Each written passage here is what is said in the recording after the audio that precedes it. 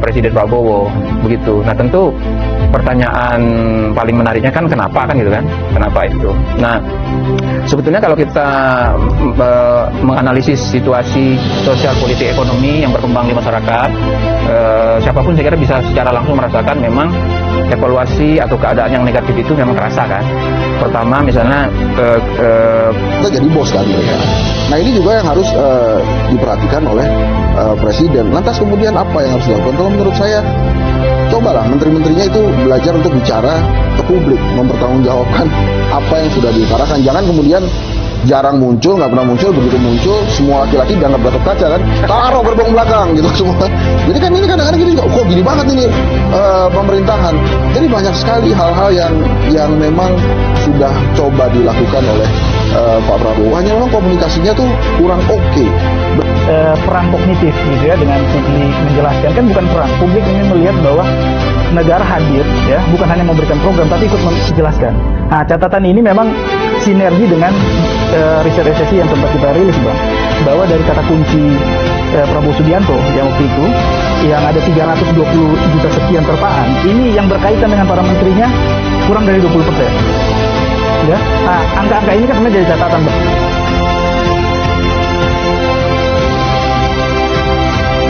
Salam kepada Pak narasumber, kawan-kawan saya semua ini, ya kan. Yang dibicarakan di balik podcast ini tadi seru juga, tapi tidak boleh dibawa ke dalam podcast ini. di spill ya. Langsung aja kita ingin membahas hasil survei mengenai elektabilitas serta tingkat kepuasan publik terhadap kinerja Presiden Prabowo Subianto dan lain-lain. Bagaimana bukan kinerja Presiden aja, menyangkut masalah partai ya. Ada partai yang naik, ada yang turun, ada yang dari 2% ke 4% kan. Yang paling menarik itu kan Gerindra dengan PSI ya. Nah ini juga cukup luar biasa gitu. Kalau yang lain-lain datar aja lah, biasa aja itu. Nah di sebelah kanan saya ini Bung Henry Satrio, analis politik Universitas Paramadina. Masih di Paramadina? Masih. Jawabannya masih. Kita ya karena Lasarmil kan kita nih. Ya. Masih. Kemudian Profesornya Rui Ahmad, pakar komunikasi politik UGM. Ya, makasih Pak. Yang lebih banyak tinggal di Jakarta. Siap Bang. Saya kena tipu juga tadi, saya pikir jauh-jauh dari UGM. Lalu Jauh beneran kemarin. Bung Jayadi Hanan, Direktur Eksekutif LSI. Ini lembaga survei Indonesia, bukan lembaga studi ya. Bukan, Bang. Ada kawan kita masih muda sekali. Gak sekali, masih muda aja. Siapa? Ikrama Masroman, peneliti senior LSI Deni JA. Sudah tidak di LSI, Bang. Oh, SSI, Bang. Sudah tidak di LSI, jadi sekarang Sintesa Strategi Indonesia. Sintesa. Anggotanya Bang Jayadi di Persepi. Ini hebat sekali ini. Sintesa, antitesanya kapan? Tahu masuk sintesa aja. Itu hasil dulu beberapa tahun yang lalu di sini, Pak. Oh ya, boleh. Ya kita membahas itu dan kita lihat bahwa survei yang sudah dipublish dari Saiful Mujani, elektabilitas Prabowo itu menjadi 51%. Oh, tingkat kepuasan. Tingkat kepuasan 51%. Kemudian tiba-tiba ada lagi nih dari indikator. Katanya nggak resmi beredar, ya kan? 49% tingkat kepuasan kepada Presiden Prabowo. Nah tentu ini menarik, tetapi Gerindra itu meningkat jauh, ya. Kalau kita lihat kan Gerindra itu sekarang menjadi 16,9%. Ya, PDIP turun jauh dari 16 sekian menjadi 11,7. Nah, jadi kita kira-kira membicarakan sekitar masalah itulah. Dan kita tahulah yang paling rajin ini dan paling jelimet mengikuti persoalan ini pasti Jayadi ya. Kita minta dulu tanggapannya, analisis dari Bung Jayadi. Silakan, Bung. Baik, makasih Bang. Kalau jadi yang menarik itu untuk tidak hanya melihat satu poin data ya. Misalkan yang tadi Bang Zulfan sebut, tingkat kepuasan 51 menurut versi SMR yang dirilis oleh SMRC. Tapi kan ada yang beredar yang katanya tidak dirilis tapi beredar gitu, bahkan ditulis di media massa oleh beberapa media massa 49%. Kalau kita menghitung margin of error, dua angka itu mirip sebetulnya. Margin of errornya survei SMRC itu kan 3,7. Sementara kalau yang indikator itu margin of errornya itu 1,5%. Jadi dua itu kira-kira sama lah. Di kisaran 50-49 gitu ya. Nah, tapi yang menarik itu membandingkannya dengan bagaimana tingkat kepuasan itu sebelumnya gitu, Bang. Nah, kalau kita bandingkan dengan sebelumnya memang terlihat jelas ada penurunan yang sangat signifikan.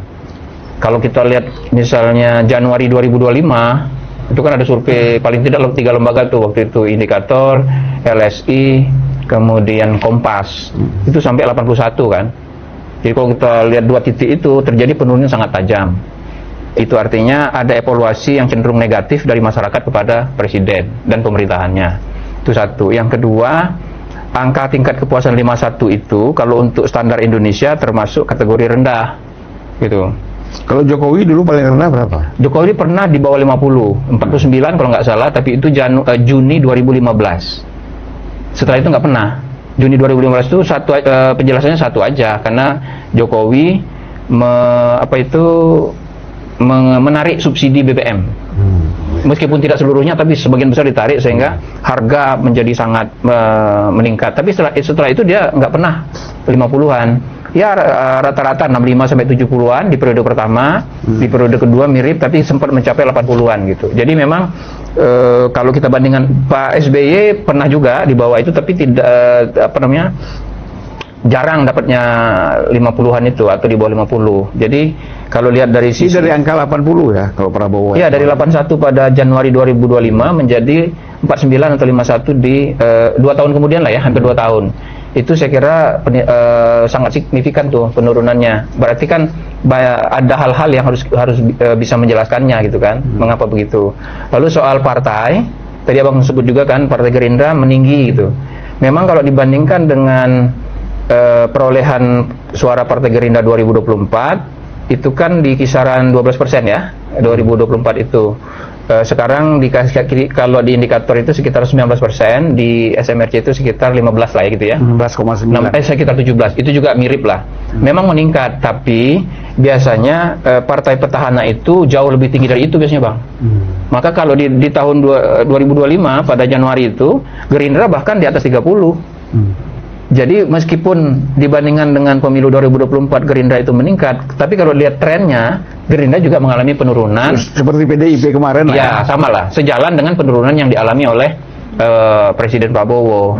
Begitu. Nah tentu pertanyaan paling menariknya kan kenapa kan gitu kan? Kenapa itu? Nah sebetulnya kalau kita menganalisis situasi sosial, politik, ekonomi yang berkembang di masyarakat, siapapun saya kira bisa secara langsung merasakan memang evaluasi atau keadaan yang negatif itu memang terasa kan. Pertama misalnya faktor yang paling menonjol adalah ekonomi kan.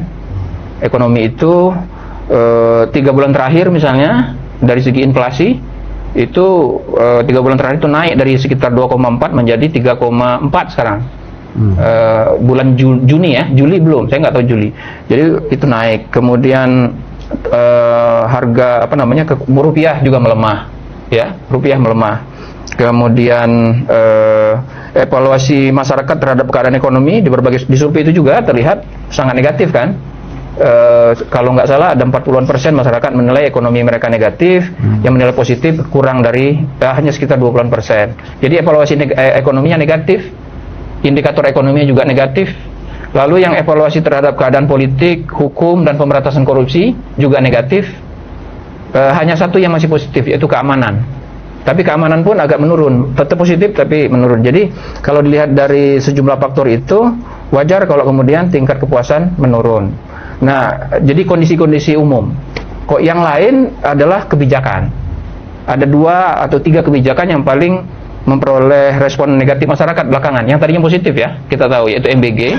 MBG itu positif sekali di awal-awal 2025, persepsi masyarakat ya. Dukungan masyarakat terhadap program MBG itu di atas 70% sebelumnya.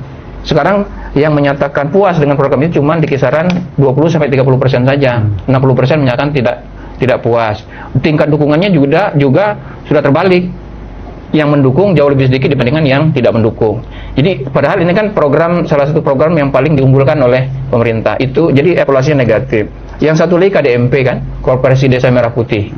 Itu juga evaluasinya negatif. Jadi dari segi kondisi makro negatif, dari segi evaluasi kebijakan, terutama kebijakan prioritas negatif.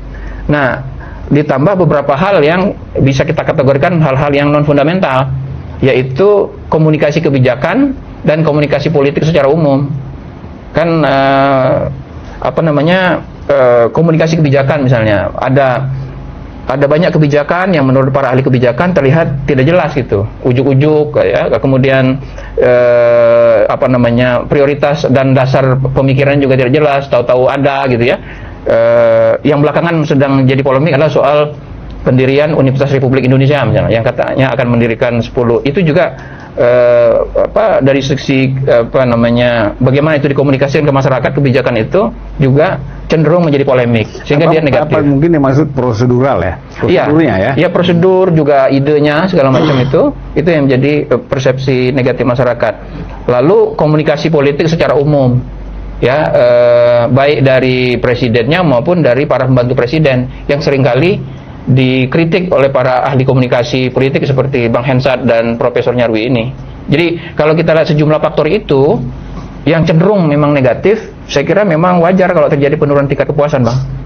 Tapi kalau kita lihat kan, artinya upaya-upaya penyelesaian problem-problem ekonomi dan keuangan, termasuk pasar modal, OJK, semuanya kan, Dasko kan bagian dari Gerindra. Nah, dia kan banyak menyelesaikan kan, dengan menggunakan posisi sebagai wakil ketua MPR, DPR, itu kan seharusnya positif ya. Kenapa itu tidak berdampak kepada kabinet ya?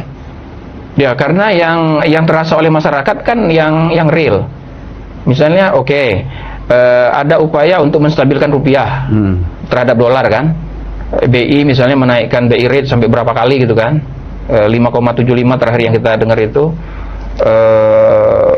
Tapi sampai sekarang dolarnya bandel aja tuh.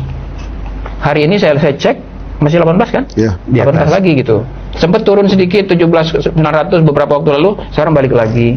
Jadi betul ada upaya-upaya yang Abang sebut itu, tapi kan tidak terasa kan, tidak terlihat di masyarakat. Upaya untuk menstabilkan harga BBM, ada tampaknya, tapi kan ujung-ujungnya harga BBM naik kan gitu. Walaupun yang naik masih yang tidak bersubsidi ya. Tapi kan dampaknya ke masyarakat sudah langsung terasa itu. Di dalam survei, berbagai survei yang kita lihat termasuk di survei-survei yang ada yang beredar ini, 70% masyarakat mengatakan bahwa harga-harga barang itu jauh lebih mahal sekarang. 70% yang merasakan itu. 70-an% juga mengatakan daya belinya menurun gitu. Jadi ketika ditanya mengapa ekonomi Anda terasa lebih negatif, apakah karena pendapatan menurun atau karena harga barang-barang naik, lebih dari 70% mengatakan dua-duanya. Nah itu kan yang terasa oleh masyarakat gitu. Jadi meskipun memang terlihat ada upaya pemerintah untuk itu, tapi kan yang dinilai masyarakat kan yang dia rasakan dulu. Ya. Itu saya kira yang menyebabkan ini kan evaluasi masyarakat nih. Jadi publik kan melihat dari sisi itu. Oke, kita ke mantan LSI DNGA. Sekarang SSI. SSI. Iya. Jadi SSI kita nggak diperkenalkan antitesisnya, tiba-tiba masuk ke sintesis. Ya. Silakan, Bu. Ya, baik Bang. Jadi saya sebenarnya mau melihat sisi lain sebenarnya. Karena kan survei ini kan pasti bergulir. Karena kan ada banyak lembaga survei yang tentu melakukan aneka survei, tapi saya mau memotret ya tanggapan pemerintah sebenarnya. Ini semacam kritik yang konstruktif ya menurut saya. Karena gini Bang, karena setelah survei ini keluar ya, ini walaupun bukan SSI yang melaksanakan, tapi kita lihat ini sebagai lembaga kredibel, ini responnya kurang terlalu memuaskan publik ya. Misalnya kayak ada yang mengatakan bahwa respon dari pemerintah bahwa tunggu aja nanti naik juga kan gitu. Ini saya nggak bisa bayangkan nih kalau para juru bicara ini menangani yang real, misalnya profesinya kayak dokter kan. Misalnya Bang Hensat, dok saya nih panas saya tinggi kan gitu. Ntar juga turun. Nanti dia turun. Sedangkan publik atau Bang Hensat ini sebagai pasien ini kan ingin cari tahu ini diagnosanya apa, kan gitu. Diagnosanya apakah makanannya kah atau ada pola hidup misalnya, sehingga kita mendapatkan suatu yang konstruktif, kan gitu. Ketimbang denial bahwa survei ini dianggap sebelah mata ya. Karena menurut saya nggak ada yang ditakuti dari survei kok. Misalnya kayak ada juga menteri yang mengatakan kita kerja bukan buat survei. Saya pikir itu juga keliru ya. Karena survei ini bukan soal lembaganya, bukan soal SSI-nya, bukan kedai kopinya, bukan LSI atau SMRC, tapi opini publik yang coba direkam di survei. Sehingga kalau menurut saya, ketimbang denial, lebih baik publik ingin ada interaksi ya. Kemudian menyatakan bahwa memang hari ini kita masih punya tantangan, kan baiknya kan seperti itu, Bang. Nah, karena kalau saya lihat di survei ini nggak ada yang ditakuti, Bang, karena nggak ada sentimen yang abadi yang saya sering bilang gitu ya.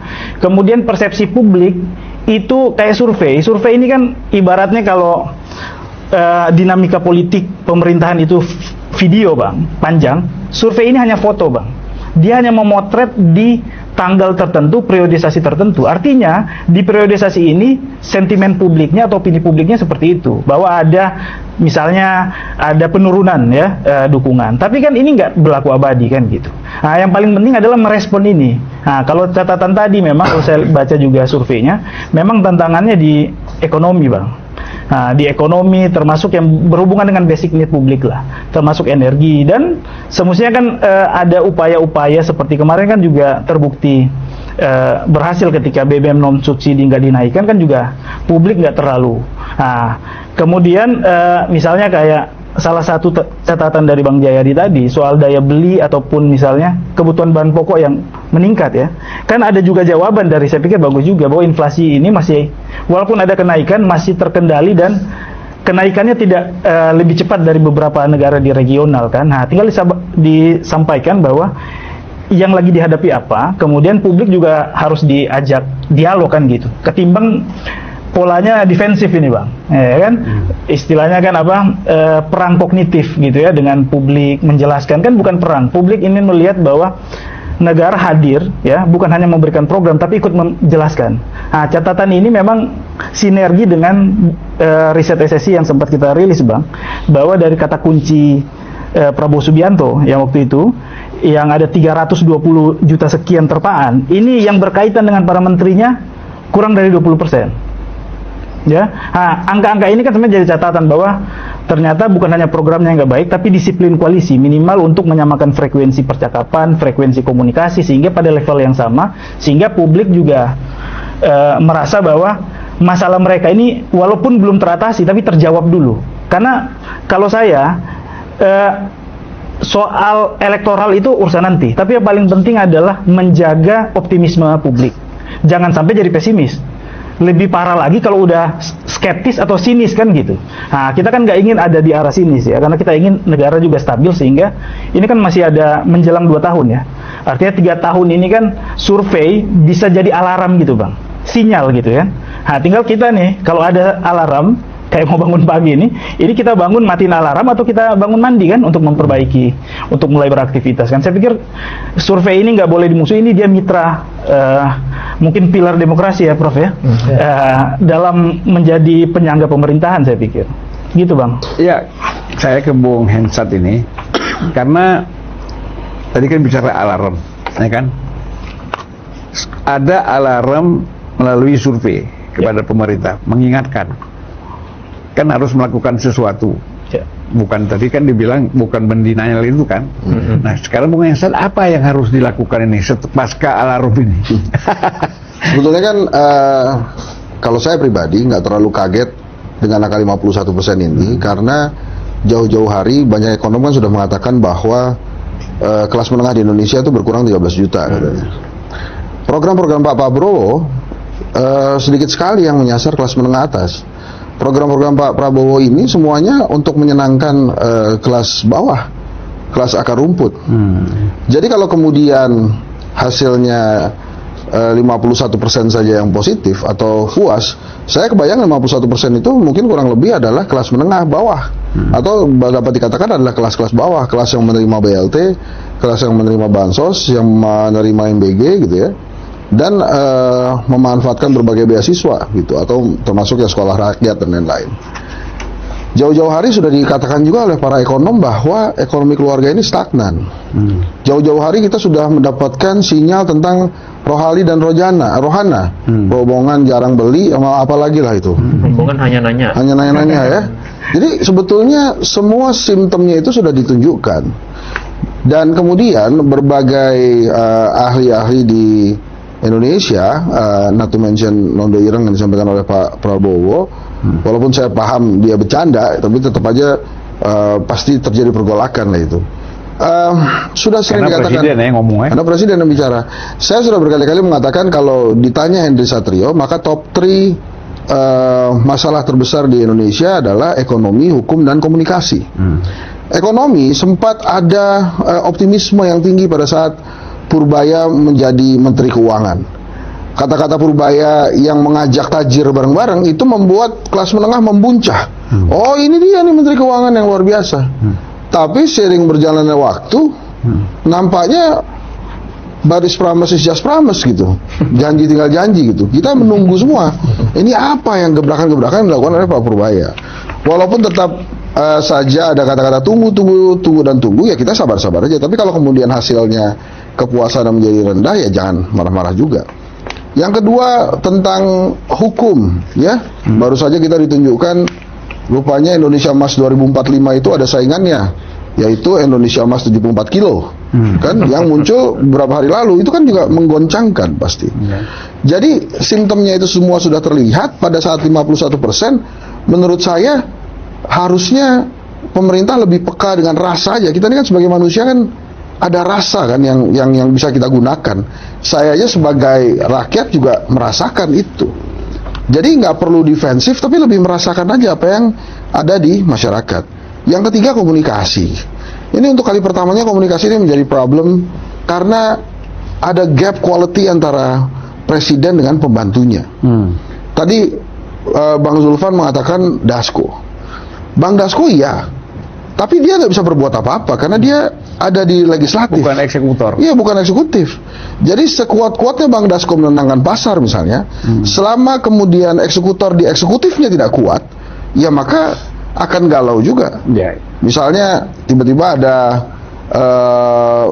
lembaga rating yang mengatakan kita negatif, kemudian ada yang mengatakan kita stabil, tapi terus pelaku-pelaku ekonominya, pelaku-pelaku hukum ini gagap sendiri, ya akhirnya nggak bisa juga mendapatkan momentum dari rating-rating yang sudah diperbaiki.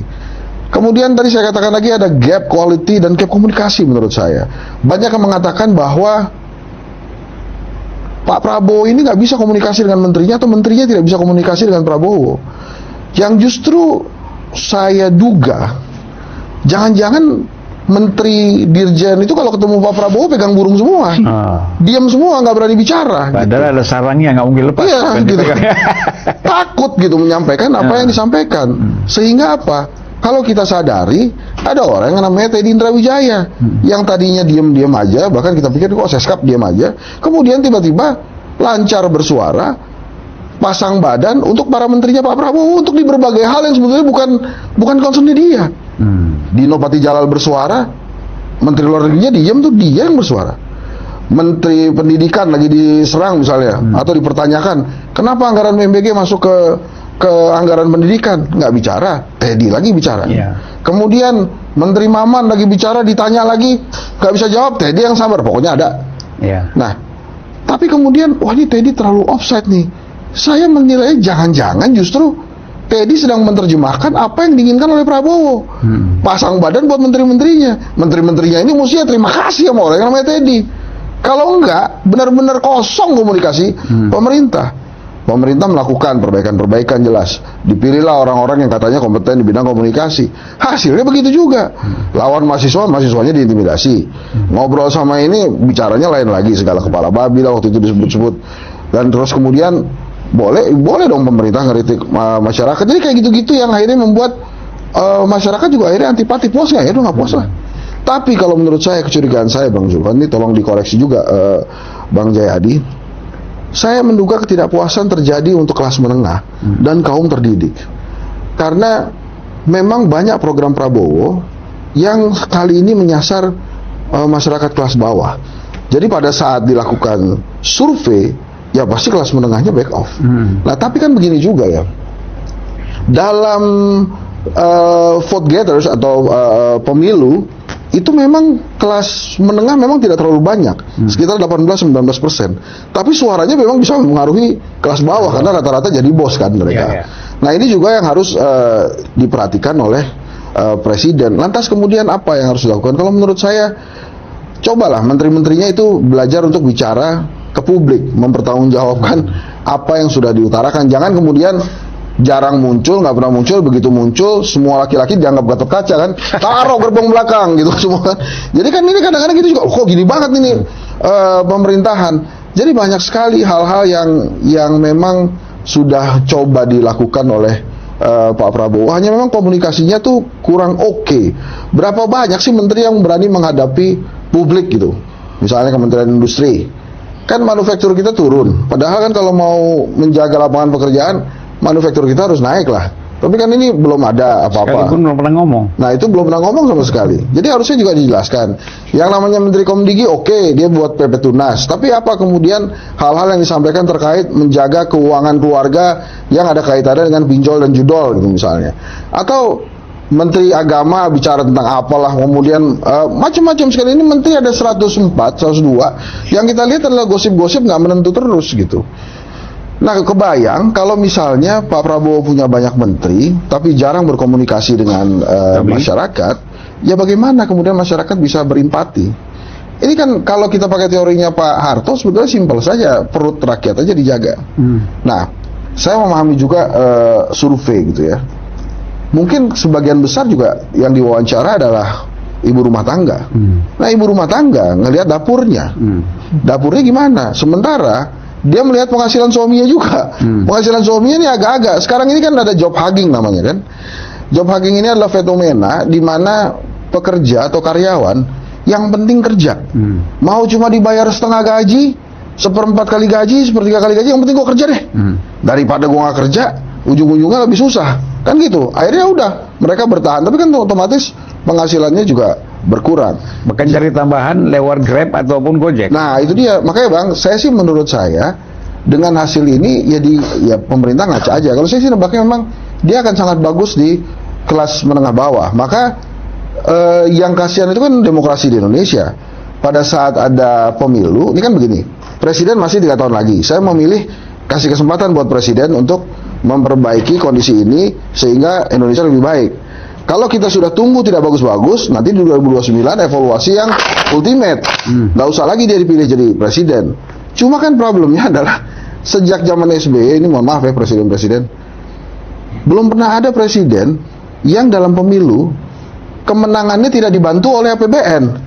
Semuanya kan dibantu oleh APBN, kan ada bansos, ada BLT yang masuk di APBN itu. Nah, jadi apakah misalnya kalau Pak Prabowo maju ke putaran kedua apakah tetap bisa menang? Bisa saja. Karena itu tadi dia benar-benar memahami bahwa one man one vote itu ya dia kejar aja kelas bawah. Diberikan semua program-program yang memang menyenangkan kelas bawah. Beasiswa Garuda, URI yang baru dibikin itu kan semuanya buat kelas bawah. MBG juga begitu, walaupun ada pernyataan wakil kepala BGN yang meresahkan saya bahwa ada wacana masih siswa kaya dan super kaya tidak akan dapat MBG. Oh, itu kan perpecahan dari awal tuh, itu bahaya. Tapi maksud saya Prabowo dengan sosialismenya membawa ideologi baru di kepemimpinannya dan Undang-Undang Dasar pasal 33 itu ya memang dia kejar kelas menengah bawah. Yang megap-megap menengah atas, para pemilik tambang misalnya dikejar-kejar ke sana kemari, terus kemudian kelas menengah atas. Walaupun kata Selios, Indonesia ini walaupun kelas menengah katanya ekonominya sulit, tapi kita adalah negara nomor 1 di dunia yang membantu warga negara super kaya kekayaannya meningkat paling cepat. Itu Indonesia. Jadi yang kaya-kaya itu kekayaannya makin cepat naiknya di Indonesia tuh. Yang lain tuh pelan-pelan, tapi di Indonesia cepat banget. Padahal menengah lainnya, menengah bawah tuh susah. Jadi ya. Tapi pasti tidak di periode sekarang ya, cepat meningkatnya itu kan. Baru sekarang itu saya lihat datanya kemarin. Baru muncul. Jadi itu yang menariknya bahwa presiden kelihatannya tidak akan terlalu peduli sama warga masyarakat yang kaya banget itu karena dianggapnya mereka udah bisa cari sendiri. Sementara perhitungan kelas menengahnya nggak terlalu besar. Ya paling Jayadi Hanan, Nyarwi Ahmad, Ikramah, Henry Satria, Jovan Indan, gampang lah gitu. Kalau Hendra kelas tinggi dong. Atas. Kelas besar saya kata. Itu kan, ya udahlah ntar aja. Tapi kelas menengah ini benar-benar di take care sama apa kelas menengah bawah maksud saya. Ini benar-benar di take care oleh Pak Prabowo untuk apa? Dijaga betul untuk vote getters mereka. Saya melakukan perbincangan banyak sekali dengan UMKM, tukang bajai lah, tukang bakso lah, semuanya mereka bilang enggak, ini pemerintahan ini jauh lebih bagus dari pemerintahan sebelumnya. Coba tuh. Jadi sosialisme Pak Prabowo menurut saya berhasil di kelas bawah, tapi pada saat survei kan ada kelas menengah atas juga. Ya pasti 51%, tapi 51% tuh masih cukup buat menang kalau pakai dasar kepuasan ya, bukan elektabilitas gitu kira-kira Bang Julvan. Ya, gimana Mas Nyarwi? Ini kan tadi disinggung juga bahwa memang sudah banyak sekali kritik tentang kabinet ya dalam komunikasi publiknya ini yang boleh kita katakan tidak bersuara. Ya. Tidak bersuara sehingga yang muncul itu orang-orang tertentu. Katakanlah di sini apakah Teddy, kemudian di parlemen itu Dasko ini kan walaupun dia ada di DPR, tapi kan upaya untuk mendongkrak kepercayaan kepada kabinet kan juga ada, ya kan? Ya, walaupun tidak secara langsung ya, tapi itu tercium gitu loh. Nah, terbaca. Nah, bagaimana Pak Nyarwi melihat ini, Prof. Nyarwi? Gini Bang, saya dari awal pemerintahan Pak Prabowo itu saya lihat ya, yang relatif diabaikan secara umum itu adalah manajemen komunikasi publik. Kenapa? Karena pertama gitu ya, sebagai komunikator publik utama itu kan presiden, dan kita tahu gitu ya dengan gaya Pak Prabowo kan, dan itu di panggung terbuka kan sering kita lihat ya, sudah dikasih teks tapi Pak Prabowo nyaman tanpa teks. Dan seringkali kan kemudian apa yang disampaikan itu temanya bisa kemana-mana dan banyak candaan-candaan yang kadang-kala muncul di luar dugaan. Terakhir kan ada Londo Ireng misalnya gitu ya, yang rame kan gitu. Belum lagi sebelumnya juga banyak sekali candaan-candaan itu. Nah, terus yang kedua itu kan memang di awal-awal kan ada banyak pergantian ya. Nah, siapa sih sebenarnya yang menjalankan peran komunikator publik atau komunikasi politik presiden gitu ya? Dulu kita lihat ada KSP Deputi 4 terutama ya. Terus di luar itu ada dulu namanya PCO, kemudian jadi Bakom. Tapi kalau kita lihat gitu terjadi trial and error. Jadi Bakom dulu, PCO dulu blunder ya, Hasan Nasbi kemudian diganti gitu ya. Kemudian jadi Bakom sekarang Kodari ya, Mas Kodari yang handle gitu. Nah, tapi sebelumnya kita dengar siapa sih sebenarnya yang dikasih otoritas untuk mewakili presiden sebagai jubir. Nah, kita dengar kan ada tiga, salah satunya adalah Prasetyo Mensesnek gitu ya, kemudian Menseskap kan gitu, Teddy gitu. Nah, di luar itu ada KSP atau Bakom kan gitu. Nah, tetapi kalau kita lihat sebenarnya bukan sekedar siapa yang menjalankan komunikasi publik mewakili presiden sebenarnya. Kalau kita lihat kan presiden itu kan kepala pemerintahan dan kepala negara dibantu oleh para menteri sebagai anggota kabinet. Nah, yang tidak disadari adalah tadi yang disampaikan Bung Henry, saya setuju ya, pejabat selevel menteri itu sebenarnya komunikator publik yang automatically ya, karena dia ditunjuk oleh presiden, dikasih pekerjaan presiden, ditarget KPI-nya oleh presiden, tentu kan harus melaporkan ke publik ya, apa sebenarnya yang sudah dikerjakan, apa yang sudah dicapai, apa yang belum, dan apa yang akan menjadi agenda prioritas yang akan dicapai gitu. Nah, kalau itu mengandalkan ya algoritma medsos atau algoritma media massa misalnya, maka hanya isu-isu krusial saja yang akan muncul, yang ketika ramai kemudian baru ditanggapi. Kayak tadi misalnya Bung Hensa ngomong, ini menteri nggak pernah ngomong, ya tiba-tiba ada statement, ya udah laki-laki taruh aja di gerbong belakang. Nah, yang seperti ini kan mengejutkan gitu loh, ya. Jadi kita perlu gitu ya. Sebenarnya ada semacam rutinitas yang itu dijalankan oleh Kementerian Lembaga Negara. Yang dulu bayangan saya itu dikoordinasikan oleh semacam kayak Bakom atau di KSP-nya. Nah, BCO ya, BCO itu. Nah, tapi kalau kita lihat budaya tradisi menteri ngomong itu kan kita lihat rekamannya lewat ini Bang. Satu kalau nggak di DPR ya, ketika mereka beraudiensi dengan mitra RDP dan seterusnya itu. Yang kedua, kalau yang ini rata-rata ada konfres di sekitar istana, kemudian memberikan statement. Tapi itu pun hasil pertemuan bisa dengan presiden, bukan kinerjanya. bukan apa yang selama ini dilakukan. Atau alternatif yang ketiga, kalau misalnya menteri sedang menghadapi tuntutan-tuntutan, contohnya Menteri Perumahan, ya, Menteri Perumahan kemarin kan ada yang problem ya soal mana itu LRT apa ya, kemudian audiensi dan menteri. Tapi kita tidak dapat gambaran secara komprehensif. Sebenarnya kinerja menteri-menteri ini udah sampai mana? Sehingga dari seluruh kegiatan kita punya banyak kementerian dan menteri wakil menteri jumlahnya 100 lebih itu isu yang muncul ke permukaan. Ya, tadi Bung Ikram ngomong ya dari analisis sentimen yang muncul misalnya terkait kinerja Pak Prabowo, itu paling kita bisa tebak kan MBG, KDMP ya kan gitu. Dan itu banyak narasi-narasi negatif. Yang lain sebenarnya pada ngapain kan gitu. Atau begini, kita menduga kan, banyak juga laporan-laporan menteri ini kepada presiden kalau istilah kita dulu kan bikin bapak senang HBS. Bikin sur kan, sehingga presiden pun tidak punya tim untuk investigasi benar nggak nih laporan. Iya, itu sangat mungkin Bang. Kenapa? Kemarin kan juga sempat ramai di medsos ya.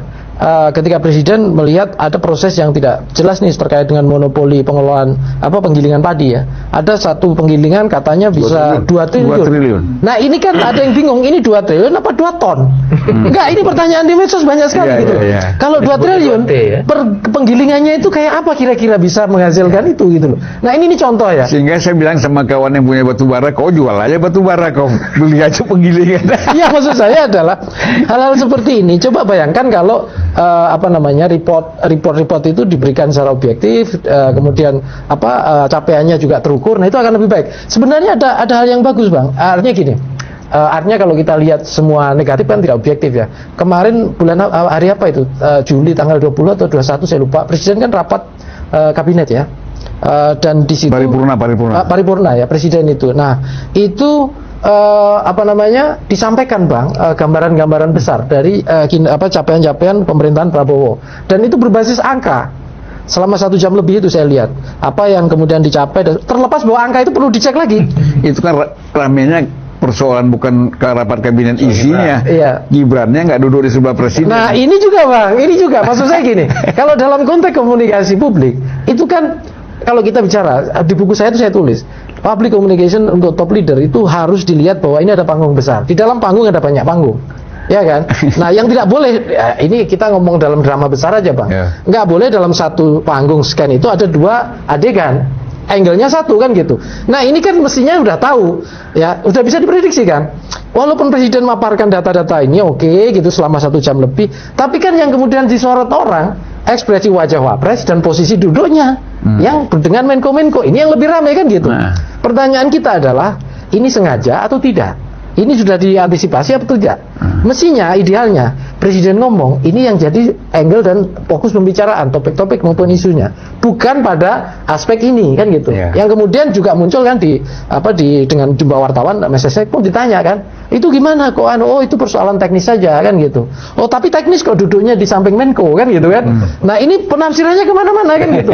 Apakah geng Solo udah lagi bergeser kan gitu. Nah, orang konteksnya kan panjang di situ. Nah, saya kira gini Bang, dalam konteks komunikasi publik itu perlu memang harus ditata dengan lebih baik ya. Maksudnya gini, kan presiden tuh udah janji tuh punya di dokumen ya, di dokumen waktunya pres ya dengan wapresnya itu apa saja programnya. Asta Cita. Nah, itu kan bisa dicek. Ini sudah bekerja pada tahapan ini sudah dirancang pada proses ini, ya kan? Kayak tadi itu ya, yang disebutkan Bung Hensa dan juga tadi dianalisis Mas Jayadi ya. Misalnya tekanan ekonomi yang luar biasa, ya kan? Ketidakpuasan kondisi yang makin buruk. Itu kan sebelumnya misalnya Wapres khususnya itu kan di kampanye banyak sering menyampaikan 19 juta lapangan kerja. Orang kan sering nanya, ini jenis pekerjaannya apa dan kayak apa? Itu contoh aja. Seandainya baru ada istilahnya upaya ya meraih itu kan bisa disampaikan Bang. Contoh ya, kemarin masih kayaknya beberapa hari ini juga presiden kan ke Batang kan, ke kawasan industri ya kan. Nah, di situ tentu ada agenda Bang. Itu kan agenda akad rumah rakyat ya, subsidi ya. Nah, tentu kawasan industri itu kan punya mimpi. Di sini akan dibangun ekosistem, ada sektor pekerjaan yang diharapkan ini. Nah, ini nggak muncul Bang. Yang muncul candaan-candaan presiden kan yang banyak dikutip oleh media gitu loh. Nah, mestinya kan itu panggung menteri-menteri lain juga kan. Oh, kami sudah menyertakan atau bersama Pak Presiden di sini seperti ini sesuai dengan penugasan kami dan seterusnya misalnya. Nah, itu nggak dimanfaatkan ya. Terus di asas cita yang lain kan juga banyak ya, terkait dengan misalnya contoh subsidi apa dan seterusnya gitu ya. Nah, hal-hal seperti ini menurut saya itu penting para menteri punya keberanian. Saya khawatir selain tadi Bang, ada diskoneksi komunikasi ya, antara menteri secara ini ya dengan istana gitu ya, artinya dengan Setcap dan presiden yang mungkin ada kesulitan atau kurang lancar, tetapi juga ketidakberanian juga ya untuk menyampaikan hal itu ke publik. Jadi idealnya Bang, memang kita kan beda ya kabinet presidensial dengan parlemen. Kalau parlemen itu kan Perdana Menteri itu setiap saat melaporkan kinerjanya ke DPR. Dan di DPR, makanya kalau di UK itu ada PMQ, Parliamentary Prime Minister Question, ada debat ini, bahkan ya laporan menteri Perdana Menteri disampaikan, kemudian ditanyakan, dan itu menjadi hal panggung yang menarik perhatian publik. Apa saja kinerjanya lah. Kita nggak punya panggung itu. Presiden sering secara terbuka menyampaikan ke publik. Tapi menteri-menteri ini menurut saya juga harus punya panggung menyampaikan apa yang kinerjanya kepada publik. Memang tanggung jawab menteri itu bertanggung jawabnya kan kepada presiden. Iya, karena yang memilih. Tetapi presiden itu kan dipilih mendapatkan mandat dari rakyat. Nah, siapa yang berbicara kepada rakyat kan gitu? Ya, para pembantu presiden. Apakah disampaikan secara langsung atau melalui jubir atau melalui siapapun yang yang istilahnya ditugaskan untuk menyampaikan komunikasi itu ke publik. Nah, itu pun harus di-manage secara tertata. Memang selama ini Bang, kita tahulah ada di kementerian itu ada humas-humas, ada ini gitu ya, lembaga-lembaga atau unit-unit yang bisa menjalankan. Tapi kan saya kira Bakom aja saya dengar juga masih struggle kan untuk menata kelembagaan ini. Dan saya tahu juga ini eselonnya itu beda-beda Bang. Ada di kementerian itu dia eselon 2, ada eselon 4 Bang. Humas padahal ini kalau kita bicara komunikasi publik itu paradigmanya nggak bisa dengan cara humas juga gitu loh. Ada cara yang lebih bagus gitu ya untuk menata model komunikasi publik kelembagaan negara ini. Di tengah ada isu himpitan luar biasa Bang, ya, efisiensi, ya, kemudian MBG dari dana pendidikan. Kemarin MK kan lagi memutuskan ya 2028 tidak bisa kemudian dana MBG diambilkan dari dana pendidikan, contoh begitu ya. Terus belum lagi isu-isu yang lain ya, kemarin misalnya gaji TNI Polri naik kan, tapi di balik kenaikan itu sambutan negatif juga muncul. Kalau Polri TNI bisa naik, guru kenapa katanya nggak ada anggaran? Nah, ini contoh ya. Jadi selalu akan muncul isu-isu kayak gini yang mestinya itu sudah bisa dianalisis sebelum kebijakan itu disampaikan dan bagaimana itu direspon. Nah, ini tampaknya yang saya khawatir kalau kemudian para menteri, para pembantu presiden gitu ya, kemudian berpikir, presidennya aja pernah bilang, emang gue pikirin. Nah, kemudian ikut-ikutan, emang gue pikirin juga. Nah, ini yang repot Bang. Kalau ini semuanya nggak mau mikirin, terus gimana kita kan gitu? Itu kira-kira Bang. Ya, jadi sebenarnya kita boleh ngeritik dan tidak setuju banyak dengan Presiden Soeharto dulu ya, pada masa Orde Baru. Tapi tampaknya lebih tertata dalam komunikasi publik ini. Karena apa? Karena Pak Harmoko misalnya, setiap Menteri Penerangan itu kan hadir dalam rapat kabinet yang strategis. Dan dia bisa menangkap apa-apa saja yang perlu disampaikan kepada publik, kepada masyarakat. Dari sidang kabinet ini itu ada, itu tertata itu, tidak liar. Dan kemudian dia didampingi oleh menteri yang berkaitan, apakah menteri ekonomi, menteri kehutanan, menteri apa, dan didampingi. Ketika ada kurang yang disampaikan oleh menteri penerangan itu ditambahkan, gitu. Hal detailnya. Ini kan sekarang nggak ada. Jangan-jangan siapa namanya KSP ataupun Bakom ini tidak pernah diajak rapat kabinet. Justru sebenarnya menurut saya yang lebih menakutkan lagi adalah bila para menteri riding the wave sendiri. Kan menteri-menteri ini banyak yang datang dari partai-partai politik. Sekarang sih baru 2 tahun. Ntar tahun ketiga, tahun keempat itu mereka riding the wave demi partainya, kerepotan Pak Prabowo. Misalnya sekarang ya, walaupun masih level lucu-lucuan itu kan MBG Mas Bahlil ganteng atau Bahlil jadi avatar Nusantara, itu kan viral beredar. Ya emang oke lah untuk ketawa-ketawa gitu. Tapi Bahlil paham betul bagaimana memanfaatkan popularitas dia, memanfaatkan, ini mohon maaf ya, lucunya muka dia gitu ya, untuk meningkatkan popularitas dia dan diterima oleh publik. Bahlil kalau kemana-mana, kalau kita lihat itu pasti kanda. Ada sekarang udah mulai teriak avatar gitu ya, dia ketawa-ketawa aja, happy aja. Tapi kalau kebayang ya misalnya dalam satu kementerian, menterinya dari partai A, wakil menteri dari partai B, riding the wave dua-duanya, mau gimana jalan ini negara? Dia pasti akan mikir gimana caranya threshold ini lolos lah nih gitu ya. Belum lagi isu meritokrasi. Tampaknya di kabinet Pak Prabowo itu tidak terbiasa bilang, jangan saya Pak Prabowo, saya bukan ahlinya di situ. Tapi kelihatannya banyak yang menteri, ambil aja dulu. Yang penting jadi pejabat, sudah dikeluarin, masuk lagi pun di hal yang sama, melakukan kesalahan yang sama, biarin aja. Yang penting ujung-ujungan gue yang jadi pejabat. Nah, kesadaran meritokrasi itu kan juga nggak ada di kabinet Pak Prabowo. Jadi kebayang, sudah gapnya terlalu jauh, Pak Prabowo-nya sendirian, kemudian dibantu hanya segelintir orang, kemudian lagi di bawahnya itu ya ribut masing-masing, ada faksi ini, faksi itu. Coba waktu case-nya Indonesia Emas 74 kg itu kan, kita akhirnya berfantasi sendiri. Ini siapa lawan siapa? Ada siapa lawan siapa gitu. Ini kemudian mulai lagi publik mengganggu privasi atau hak prerogatif presiden. Kenapa ini nggak diganti? Kenapa itu nggak diganti? Karena akhirnya publik tuh main di situ semua. Tapi siapa sih yang ngomel-ngomel gitu semua? Kelas menengah yang mungkin mempengaruhi hasil surveinya presiden hari ini. Tapi kelas bawah happy, MBG, Bansos, BLT dapat semua. Koperasi Merah Putih, ada Latsarmil, sebentar lagi ada URI, sebelumnya ada Sekolah Rakyat, kemudian gratis periksa kesehatan. Itu kan semuanya program-program spending yang sangat digemari oleh masyarakat kelas bawah Indonesia. Jadi kalau kemudian 51% yang puas, sangat mungkin itu adalah kepuasan masyarakat kelas bawah pada pemerintahan Prabowo. Bisa kepilih lagi nggak? Ya bisa, karena dengan sistem one man one vote, ya pasti pikiran-pikiran kritis atau masyarakat kritis ini tidak akan pernah bisa mengalahkan suara rakyat yang memang ya segitu. Kita cuma bisa bilang, jangan dong tukar suaramu dengan 300 ribu. Mana bisa, ini mumpung ada yang ngasih 300 ribu gitu kan, ngeliatnya begitu. Jadi ya kira-kira gitu Bang Zulfan. Oke. Saya kira pernyataan Bang Zulfan tadi itu menarik tuh, soal penataannya. Pertanyaannya sekarang itu, penataannya ada apa enggak? Itu pertanyaannya. Justru kita tanya kan. Nah itu kan pertanyaannya kan. Kalau penataan itu ada, dilaksanakan apa enggak gitu, dimonitor apa enggak, dievaluasi apa enggak, itu yang jadi pertanyaan pokok kan. Bisa jadi semuanya berjalan sesuai dengan agama dan kepercayaannya masing-masing seperti kata Hensat itu. Bisa jadi karena penataan itu dilihat nggak ada kan, itu jadi perekat mereka nggak ada. Itu saya kira yang pokok. Saya belum tahu persis gitu, kita hanya bisa menduga-duga kan, gitu. Itu satu. Nah yang kedua, soal ketidakpuasan itu,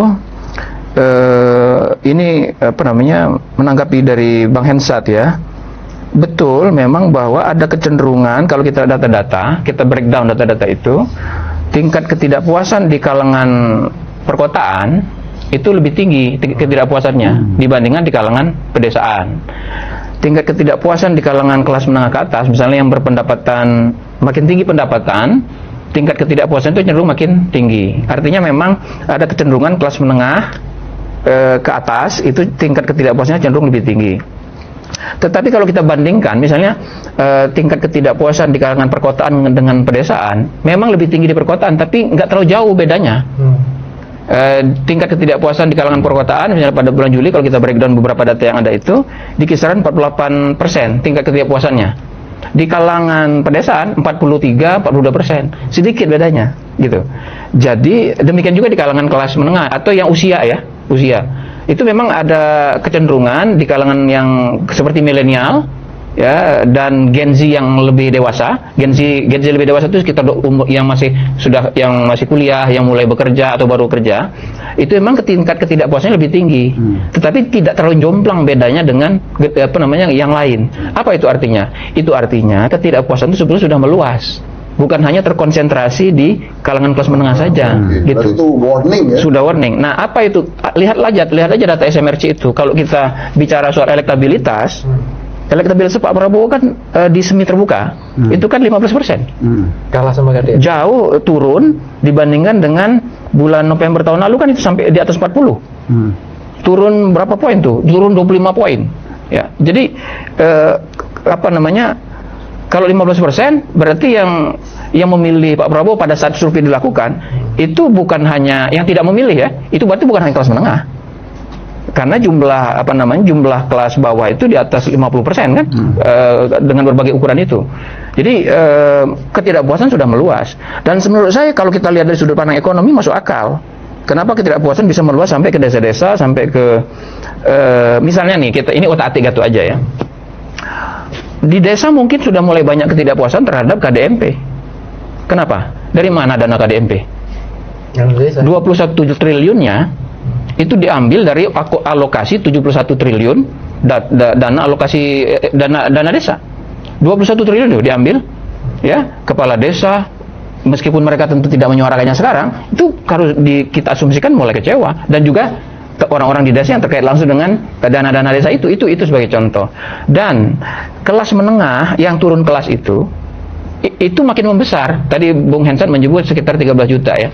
Kalau kita ini data BPS ya, percaya apa nggak percaya data BPS ya, data BPS mengatakan dari 2019 sampai 2024 itu ada 9,3 juta kelas menengah turun. Jadi kelas menengah kita itu turun dari sekitar 23% di tahun 2019 menjadi cuma sekitar 17%-an saja di tahun 2024. Sekarang beberapa laporan mengatakan ada PHK di atas 100.000 kan beberapa bulan terakhir. Itu artinya kelas menengah juga makin turun. Mereka pindah dari kelas menengah menjadi kelas yang tidak menengah lagi. Nah, orang yang turun kelas, Bang, marahnya lebih tinggi loh. Ya kan? Biasanya dia ke kantor naik mobil, ya kan? Sekarang dia masih naik mobil, tapi naik mobilnya sebagai supir Grab atau supir Gokar. Kan beda tuh statusnya. Itu bisa menjadi persoalan. Jadi kalau kita lihat di beberapa indikator itu, Bang Hensat, ketidakpuasan itu sudah meluas. Selain soal KDMP misalnya, dolar naik, ya kan? Itu kan mempengaruhi harga gorengan. Tapi kan Presiden pernah bilang itu mengatakan, rakyat desa nggak perlu dolar. Benar, memang benar rakyat desa. Tapi kan mereka makan tempe, mereka tetap mengkonsumsi BBM kan, kemudian mereka pakaian banyak impor. Iya, segala macam itu. Lalu kalau mereka nggak pakai dolar, banyak TKW yang tidak pakai dolar sih, mungkin pakai rial, pakai dolar Hong Kong, ya itu. Jadi memang tidak ada sirkulasi langsung US dollar di desa atau orang desa, tapi kan pengaruhnya kepada perekonomian rakyat ada, dan itu ditunjukkan oleh ketidakpuasan. Memang betul kata Bang Hensat, cenderung lebih tinggi di kalangan menengah perkotaan, tetapi di kalangan pedesaan yang tidak puas pun sudah di atas 40% gitu. Jadi dia sudah meluas, dan indikator-indikatornya jelas menunjukkan itu. Maka kalau pemerintah masih seperti kata Bung Ikram, masih denial atau masih misalnya membantah data survei yang ada itu dengan data survei lain yang menyatakan sebaliknya gitu, ya buat apa? Ya itu untuk apa sih gitu? Untuk apa? Lebih baik kan jelas kok keadaannya. Memang ekonomi lagi buruk kan? Memang masalah hukum masih centang perenang. Ya buktinya tadi, misalnya ada emas 74, apa istilahnya Bung Hensat? Indonesia emas 74 kilo. Kalah sama Monas yang 72 kilo kan. Jadi menurut saya, nah itu tadi kan, kalau dari selain ekonomi berarti perspektif berikutnya itu adalah kebijakan dan komunikasi kebijakan kan. Nah, soal komunikasi sudah dijelaskan dengan sangat gamblang oleh Bung Hensat sama Prof Nyarwi gitu, bahwa memang ada problem dari sisi itu gitu. Ya, jadi artinya kan memang apa yang menjadi masalah dan pertanyaan-pertanyaan masyarakat itu kan memang harus dijawab. Iya. Harus dijelaskan. Sampai sekarang kan tadi mengenai 74 kilo apa tadi? Indonesia emas 74 kilo itu nggak jelas. Malah semakin kabur. Iya. Begini ya, menurut saya kalau dari segi strategi, ini saya bukan ahli komunikasi ya, tapi ini pikiran umum saya aja. Komunikator pemerintah itu minimal untuk sementara lah, janganlah berniat membantah. Tujuannya itu bukan membantah. Kalau ada fakta yang menurut mereka tidak tepat, luruskan aja. Itu satu. Tapi nggak usah membantah. Kalau membantah kan jadi berdebat tuh. Yang kedua, kemudian hal-hal yang sudah real ada masalah, ya diakui aja ada masalah. Misalnya BGN jelas ada masalahnya kan. Siapa yang mau bisa membantah? Masalah penegakan hukum jelas ada masalahnya, dan besar loh masalahnya itu. Ya udah itu diakui aja. Gitu. Misalnya TNI masuk di KDP misalnya. Iya, kan jelas itu. Itu jadi polemik misalnya. Ya sudah, oke, diakui. Kalau pemerintah merasa memang ada data yang salah atau apa, ya janganlah dikatakan pemerintah berhak mengkritik rakyat gitu. Ya itu terlepas dari mungkin maksudnya itu baik. Sebenarnya di dunia lain nggak ada kecuali di sini. Pemerintah ngeritik Tapi rakyat. maksudnya apa sih dengan komunikasi itu tuh benar tuh, itu menarik nih Bang Jayadi bicara seperti itu. Jadi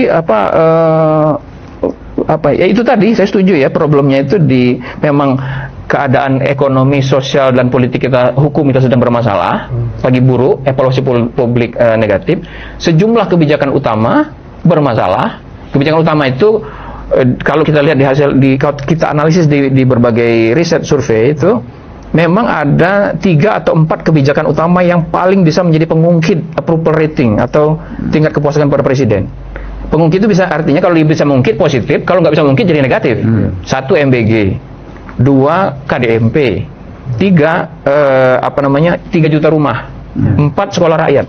4 ini kalau berhasil Bang, cepat mengungkit tingkat kepuasan. Karena antara lain apa? Itu kata Bang Hensat, terkait langsung dengan kebutuhan real masyarakat bawah terutama gitu. Tapi kalau itu kalau itu bermasalah, maka dia juga akan dengan cepat menurunkan popularitas tingkat penerimaan masyarakat atau kepuasan masyarakat, dan kemudian elektabilitas presiden ketika saat survei dilakukan. Kalau itu tidak diperbaiki, ya susah. Nah pertanyaannya, tadi kan ada pertanyaan apa yang harus dilakukan ya. Saya kira jelas kok yang dilakukan, jelas. Tinggal pemerintah aja mau misalnya ya sudah. Jelas kok, sejumlah data menunjukkan bahwa lebih dari 50% mayoritas ya masyarakat Indonesia itu menginginkan MBG itu targeted aja, jangan universal seluruh gitu. Kalau targeted, yang mana yang paling diutamakan? Yang paling memerlukan, misalnya daerah 3T, bukan 3 triliun ya. 3T itu bukan juga 3 ton. Termiskin, tertinggal, dan terluar. Misalnya itu ya. Karena bisa salah dengan 3 ton nanti. Nah, itu dia. Jadi dievaluasi aja itu, gitu. Apalagi sudah ada keputusan MK kan, dana MBG harus dikurangi tuh kalau masih menggunakan dana pendidikan. Jadi itu. Lalu yang berikutnya ya itu tadi sudah disurveikan dengan sangat gamblang oleh Bung Hensat sama Pak Nyarwi. Nah, apakah masih ada harapan? Seperti kata Bung Ikram, kan survei memang naik turun. Tapi survei naik turun itu bukan sekedar angka, ada sesuatu di baliknya kan. Kan angka survei itu kan simbol aja dari kenyataan real di lapangan. Kenyataan real di lapangan itu adalah komunikasi pemerintahnya gimana, kebijakannya gimana, keadaan ekonomi bagaimana, itu kan yang real. Jadi yang diserang oleh pemerintah jangan angkanya. Yang diurus oleh pemerintah jangan angkanya, yang diurus itu tadi ekonominya, kebijakannya, komunikasinya, itu yang diurus gitu. Jangan sibuk berdebat soal angka gitu. Karena tidak ada gunanya mengubah angka kalau tidak diubah ekonominya kan. Itu yang paling pokok. Apakah masih ada harapan? Kalau kita perhatikan surveinya indikator yang bocor itu ya sudah dibicarakan di mana-mana kan, boleh jadinya dikutip kan? Karena sudah dibicarakan di mana-mana. Itu menunjukkan bahwa tingkat keyakinan masyarakat terhadap Presiden Prabowo masih di atas 50%. Di data itu hampir 60, 57 atau berapa gitu. Artinya masyarakat masih menaruh kepercayaan kepada presiden. Jadi kalau presiden mau mendengarkan itu, lalu melakukan hal-hal yang real tadi, yang jelas loh, change-nya, perubahannya itu masih bisa bounce back kalau mau. Tapi kalau lebih sibuk di membantah angka-angka survei ya tidak akan memperbaiki keadaan. Ya jadi saya sebenarnya kepada Bung Ikram ya, mesti tidak kita batasi saja dengan MBG kan, tapi dengan program-program pemerintah secara keseluruhan lah. Apa yang harus dilakukan gitu loh. Kita kan menginginkan kawasan industri dibangun. Nah, berapa investor datang ke sana misalnya? Apa yang sudah dibangun di sana? Industri apa? Jenis-jenisnya segala macam. Itu kan mesti jelas. Perumahannya juga. Jangan-jangan perumahan itu muter-muter di situ aja kan, 3 juta tuh itu aja kan. Nah, jadi maksud saya begitu. Apa yang konkret yang dilakukan itu, Bung Ikram? Sebelum apa yang harus dilakukan, Bang, memang A/B testingnya limitasinya 2 tahun sebenarnya.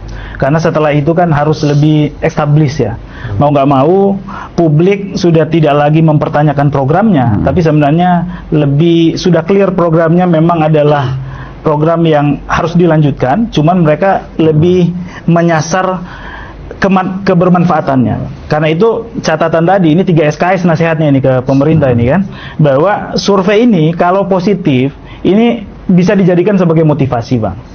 Tapi kalau kurang menyenangkan, ini kan bisa dijadikan sebagai koreksi. Dan jangan terlalu jauh kemudian mengkalkulasi ini sebagai politik elektoral 2029. Karena saya pikir misalnya kayak pemilu kemarin Bang, itu kan pergeseran dinamika eskalasi suara itu terjadi 3 bulan terakhir yang sebelumnya terjadi di survei. Sebenarnya kan kita bilang bahwa jangan lihat survei ini sebagai ancaman.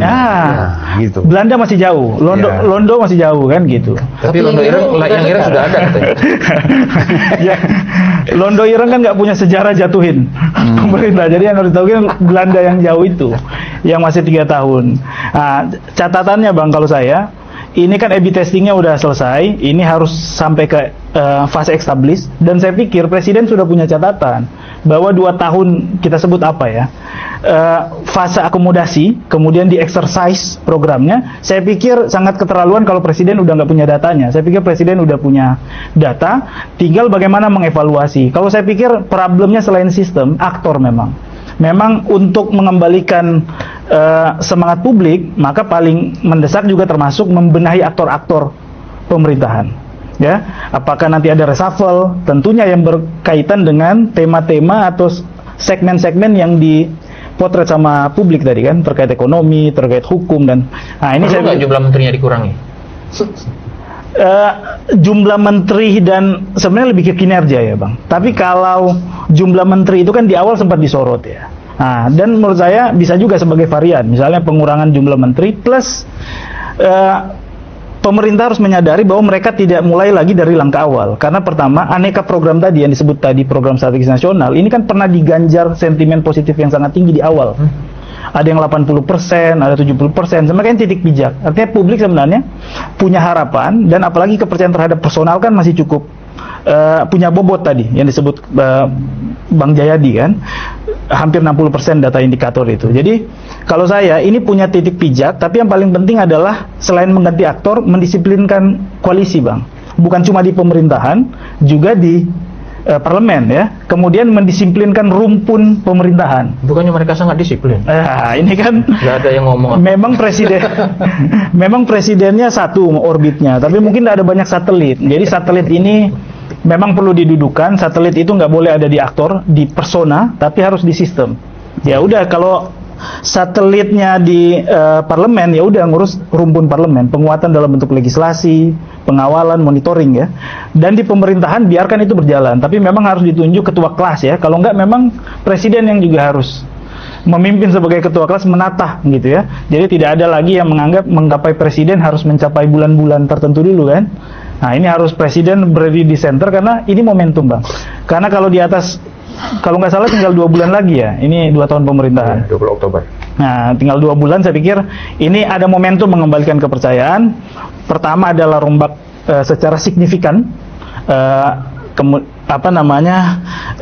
aktor-aktor. Ya. Baru kedua memang merasionalisasikan program ini yang visible, bukan hanya sesuai kehendak publik atau kehendak presiden, tapi juga kehendak postur anggaran yang ada, dan kemudian proyeksi pendapatan. Ketiga Bang, disiplin koalisi. Banyak juga kan yang di menteri-menteri itu kan ketum parpol. Jadi nggak boleh ada yang di pikiran para aktor-aktor politik ini hanya mau mengambil sentimen positif terhadap program. Kadang program itu belum faktual Bang, masih potensial. Udah dihitung dulu nih. Ini kalau kita masuk di sini bisa habis kita. Jadi jauh-jauh dulu kan gitu. Itu kan nggak boleh lagi. Sekarang kan kita lihat dari hasil survei, partai-partai yang ketumnya menjadi apakah menteri itu kan turun semua. Itu kan efeknya kan, hukumannya kan begitu. Tapi anehnya partai yang tidak di pemerintahan juga tidak naik Pak. Itu kan apa? Ya sebenarnya kan dia PDI kan tidak menyatakan tegas bahwa oposisi. Iya. Penyeimbang. Mungkin gara-gara penyeimbang itu seimbang terus di situ kali ya. Angkanya. Masyarakat sekarang kan lu di seberang sana atau seberang sini. Iya. Kalau penyeimbang berarti kaki satu di sini, satu di sana. Nggak, rakyat juga nggak mau itu. Iya. Kalau kita sarankan, udahlah, keluarlah. PDIP ini kan sebagai oposisi konkret, tapi kan nggak perlu marah-marah. Iya. Ya kan gitu. Konstruktif Bang. Ya? Konstruktif. Gimana Bang Nyarwi? Ya, gini Bang. Saya kira gini, kalau membaca hasil survei ini nggak hanya bicara tingkat approval rating atau kepuasan ke Pak Prabowo ya, tapi menarik membaca dukungan ke partai politik tadi yang seperti Abang petakan juga. Tapi ada keanehan luar biasa juga menurut saya. Sebenarnya tadi di intro Abang sudah sampaikan, PDIP sebagai partai yang tidak secara resmi di kekuasaan gitu ya, di kabinet, itu juga tidak naik ya, stagnan di situ. Turun bukan naik. Ya kurang lebih lah Bang. Itu kan kalau dalam perolehan popular vote di pileg kemarin kan sekitar 18-19% ya. Kalau di kursi ya kurang lebih segitu juga. Terus kalau ini itu kan ya 14-an ya kalau nggak salah, 14 berapa tadi. Nah yang menarik justru PSI ini udah di angka 4 ya, 4, sekian itu. Terlepas margin error tinggi juga ya, tapi potensi PSI tampaknya juga menurut saya muncul gitu di situ, di angka itu. Nah apakah ini ada kaitannya dengan orang melihat aktivitas PSI dan juga Pak Jokowi gitu ya dengan kunjungannya atau gimana, ini topik yang menarik juga sebenarnya. Nah dan kemarin misalnya Gibran ketika rapat kabinet Wapres duduknya dengan menteri, artinya tidak duduk bareng dengan presiden, apakah itu juga ada jadi pertimbangan. Tapi itu terlepas dari ini Bang, saya mau bicara pada hal yang lebih substantif, lebih besar ya. Ini kan majelisnya antitesis ya Bang ya. Jadi ada antitesis, ada sintesis juga Bang. Gitu. Sintesis sudah diambil ini Bang. Tapi saya mau bicara dari aspek yang kita nggak hanya melihat kelemahan dari pemerintahan Prabowo ya. Kalau kita lihat apa yang disampaikan Presiden Prabowo ya, itu terutama dalam banyak public speech ya, semangat bicara sosialisme ekonomi, orang menyebut state capitalism, merombak total tatanan struktur ekonomi politik Indonesia, itu luar biasa Pak. Dan ini menurut saya punya dampak yang serius terhadap kondisi ekonomi kita. Ketika misalnya sentralisasi itu dilakukan, mulai dari sentralisasi keuangan ya, TKD berkurang, efisiensi dan lain-lain itu, tapi di sisi lain ada inefisiensi di kabinet juga yang gemuk dan seterusnya, itu paradok. Ada konsolidasi BUMN di Danantara, ada pintu sentralisasi ekspor gitu ya melalui DSI dan seterusnya, dengan mimpi besar gitu ya. Pasal 33 itu, Indonesia sumber daya alam dikuasai negara, digunakan kemakmuran rakyat. Mimpi itu luar biasa ya. Tapi untuk mewujudkan mimpi itu kan ada sekian agenda-agenda yang complicated, yang rumit. Wujudkan mimpi itu kan mesti tidur dulu. Nah, maksud saya itu. Dan ini yang bekerja. Tapi itu kunci itu Bang. Tapi itu kunci, mimpi kunci. Iya, artinya mimpinya itu udah oke. Makanya ini tadi, misalnya dari survei indikator ada yang disebutkan hampir 60-an ya Mas ya, yang ada optimisme lah untuk support Pak Prabowo. Itu masuk akal karena modalnya mimpi ini Bang. Artinya orang masih percaya mimpi Pak Prabowo. Nah, pertanyaannya adalah bagaimana pembantu-pembantu kabinet ini, para menteri dan seterusnya, itu bisa mengkomunikasikan itu dengan baik. Kenapa? Karena yang saya lihat Bang, ini kan hal yang besar dari sisi ekonomi, politik dan lain-lain, yang itu harus ditunjukkan ke di breakdown.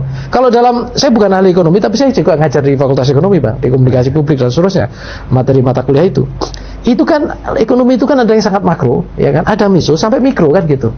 Ini semua kan sambungannya panjang dan ada pernik-pernik perintilannya banyak sekali. Ya kita ngomong yang makro itu mulai moneter, harga saham, IHSG dan seterusnya, sampai yang mikro kan juga ada masyarakat yang merasakan real lapangan. Nah ini semua gitu ya, itu kan perlu ditata pola komunikasinya. Sudah sampai mana? Ibaratnya gini lah, Pak Prabowo ini sedang menciptakan bendungan besar, yang bendungan besar akan jadi sumber air. Kalau air itu akan dialirkan, kita semua akan kebagian air. Air bisa untuk minum, bisa untuk ini, untuk pertanian, untuk apa saja, karena salah satu sumber kehidupan kan air. Saya setuju itu. Nah airnya ini ditunggu Bang, ini air sudah sampai mana kita nggak tahu. Sebab kalau tidak dialirkan, kabinetnya gelap kan. Makanya Bang, logika downstreaming, upstreaming, hilirisasi itu kan di situ. Nah ini katanya kita akan bangun ini, ini di sektor hulu ditata dulu, menengahnya ini, hilirnya nanti hilirisasi. Nah yang kesini tuh kapan hilirisasinya kita nggak tahu Bang. Ya. Nah menyangkut hilirisasi ini, karena kita udah hampir satu. Oh iya. Biar Mas Hensat yang jelaskan hilirisasi. Iya. Gimana Mas? Enggak, sebetulnya saya lebih tertarik membicarakan hal yang lebih konkret sih. Karena kan kita kan ngomongin gini kan berkali-kali kan. Iya. Nggak didengerin juga kan. Ya. Maksud gue, sorry. Boleh nggak sih? Boleh. Maksud saya gini, Optimis Bung dengan prestasi kita. Bukan. How this country value education yang tadi saya bilang itu Iya. itu sangat lemah. Jadi mempersilahkan kroni-kroni untuk lebih berpartisipasi, yang padahal begitu kroni-kroni berpartisipasi, Kepentingan. yang diutamakan adalah kepentingan dirinya dan kehidupan dirinya. Saya berkali-kali mengatakan, Kang Doni Auskaria, Kang Rosan, coba tolong dicek, Teddy Barata lah misalnya, tolong dicek komisaris-komisaris yang memang pendidikannya menurut saya tidak sesuai dengan kebutuhannya BUMN, ya udah diganti aja lah, kayak nggak ada orang lain aja. Ya. Masa untuk urusan komisaris dipersilakan untuk tidak S1? Kan nggak gitu dong. Sementara orang-orang itu banyak sekali yang berkuliah, sekolah, mengeluarkan segala daya upaya untuk bisa S1. Kalau nggak gitu Unpam nggak rame. Itu Unpam saya bulanan. Jadi maksud saya, how this country value education ini menurut saya perlu ditingkatkan. Kenapa? Sehingga mereka juga sadar diri akan meritokrasi dan tugas-tugasnya. Pak Prabowo tuh pernah ketangkep kamera, nggak hafal menterinya kok. Dia puji, bagus tuh Menteri Kehutanan melakukan ini itu. Coba siapa Menteri Kehutanan? Berdiri Raja Juli. Oh kamu, kata Prabowo. Aduh. Jangan-jangan belum pernah ketemu presiden juga. Nah, jangan begitu. Begitu oh kamu secara komunikasi, untung presiden nggak ngomong nggak jadi deh saya puji. Gitu, untung aja nggak begitu. Tapi maksud saya, kenapa kemudian presiden tidak mengenal menteri-menterinya? Karena mungkin menteri-menterinya juga less prestasi. Ya. Jadi kalau kemudian ini sebelum kita bicara hilirisasi ya, kalau misalnya memang harus dilakukan reshuffle, ya reshuffle aja. Ya. Karena gini loh, saya nulis buku Bang, judulnya Estafet Ideologi Sumitro ke Prabowo. Salah satu beban Pak Prabowo untuk menyelesaikan program Sumitro atau melaksanakan program Sumitro ini adalah time constraint, durasi waktunya. Dia cuma punya waktu kurang dari 10 tahun. Sementara bapaknya, Pak Sumitro, dengan program-program bagus ini, dia waktu itu nulis sebagai menteri. Di Soekarno dia menteri, di Soeharto dia menteri, dan dia nggak punya ketergesaan untuk melaksanakan itu karena sifatnya menteri kan menawarkan ke presiden. Sekarang Prabowo ini presiden, dia punya time constraint untuk melaksanakan itu, maka menurut saya dia harus memilih.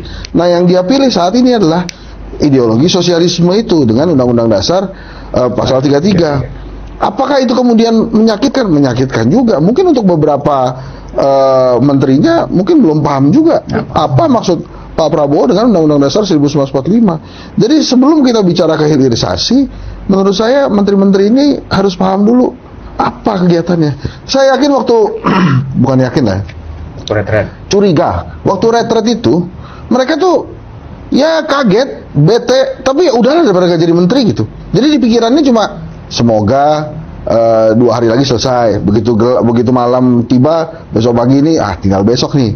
Ini terus kemudian jadi menteri lagi kan gitu. Tapi apakah mereka kemudian memahami bagaimana kerja-kerja Pak Prabowo? Menurut saya yang paling paham itu ya, mohon maaf, mungkin Teddy, Sudaryono, Prasetyo dan kawan-kawannya aja. Yang memang ya udah nggak ada intensitas apa-apa, pokoknya ikutin apa kata Prabowo. Mungkin yang lain-lain sibuk nih, kalau gue begini, ntar partai gue gimana ya? Kalau gue begini partai gue lolos verifikasi nggak ya? Kalau gue begini ntar gimana? Kalau ntar begini gimana? Jadi banyak sekali faksi-faksi yang ada di sana sehingga ini ya mau fokusnya kemana? Tapi Bang Zulfan, saya sekali lagi menggarisbawahi, kita nggak boleh lelah untuk menyampaikan masukan kritis kepada pemerintah. Walaupun ada kata-kata pemerintah boleh juga dong mengkritik rakyatnya, bodoh amat gitu. Kenapa? Karena apapun itu kita pasti terganggu kok dengan perbaikan negeri ini. Makanya kemarin saya sempat kasih masukan juga buat teman-teman di kabinet bayangan. Saya rasa namanya kurang tepat kalau bayangan, karena bayangan itu kan butuh cahaya. Nah siapa yang akan mensuplai cahaya? Apakah orang-orang kaya gitu? Dan kemudian bayangan itu tidak akan pernah bergerak kalau tuannya tidak bergerak. Apakah mereka punya toke juga supaya menggerakkan itu? Jadi maksud saya, ya walaupun mereka berkelit bahwa enggak kok, kita hanya mengawasi saja kemudian kita memberikan masukan. Tapi menurut saya, kalaupun oke, langsung saya sebut kami adalah kabinet tandingan. Tapi setelah kita ngobrol-ngobrol, kemudian saya telah saya pikir-pikir, ini suasana kebatinan kita sama lah ini.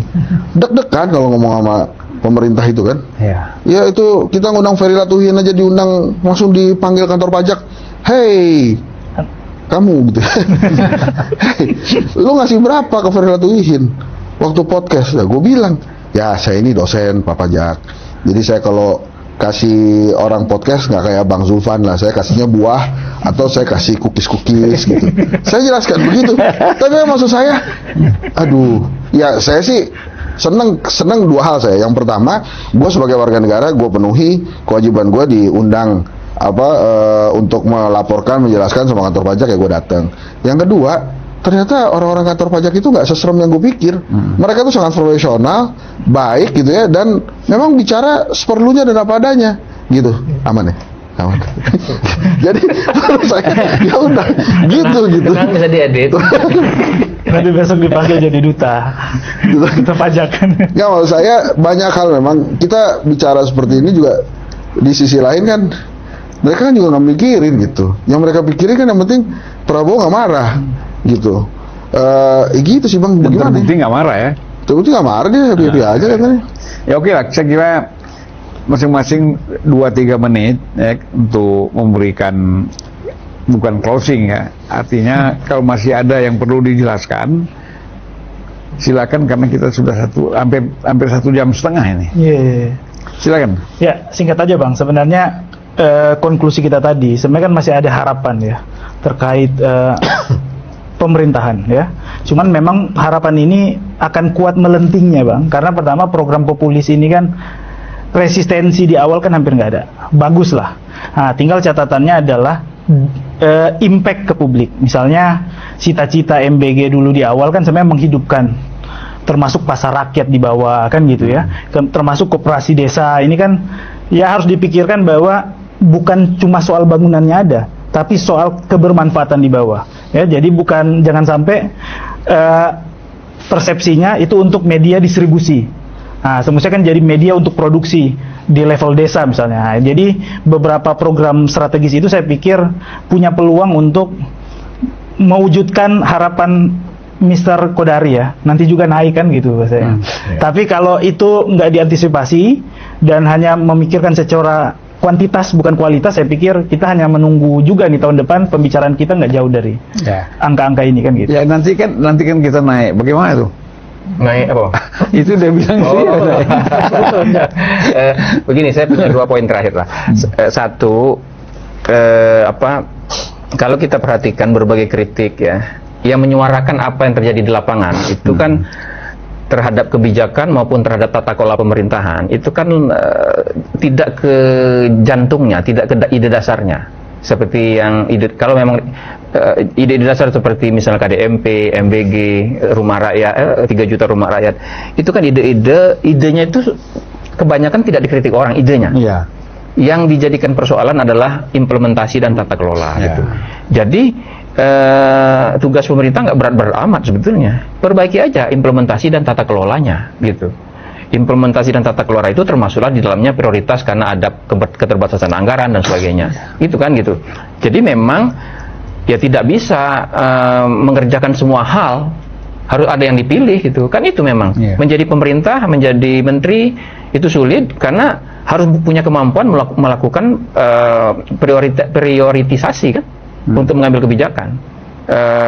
Jadi tidak bisa melakukan semua hal untuk mencapai semua tujuan. Harus ada kemampuan untuk mengelola dan melakukan implementasi secara yang bisa mencapai tujuan-tujuan yang kita ingin tersebut. Itu satu. Yang kedua, saya kira